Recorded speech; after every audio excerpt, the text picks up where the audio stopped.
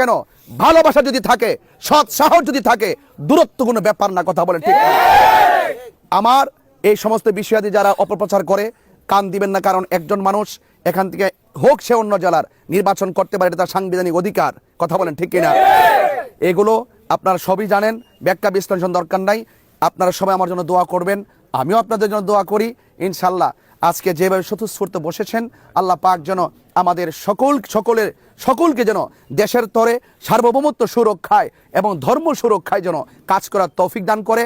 এবং আপনারা যারা এখানে এসেছেন, আপনাদের বাবা মা, আপনাদের পরিবার পরিজন, আপনাদের ছেলে মেয়ে হয়তো পড়ার টেবিলে, আপনার পরিবার হয়তো বা রান্নাঘরে, হয়তো বা আপনার বাবা মা বাড়িতে অবস্থান করছে।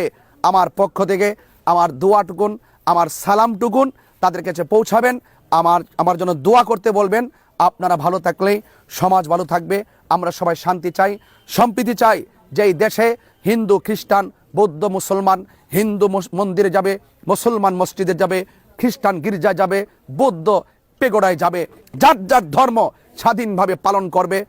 আমার সম্প্রীতি এবং শান্তি যেন প্রতিটা ঘরে ঘরে কায়েম হয়, দায়েম হয়, সেই আশাবাদ ব্যক্ত রেখে আমার অসমাপ্ত আলোচনা এখানে আমি ইতি টানলাম। আপনারা আমার জন্য দোয়া করবেন।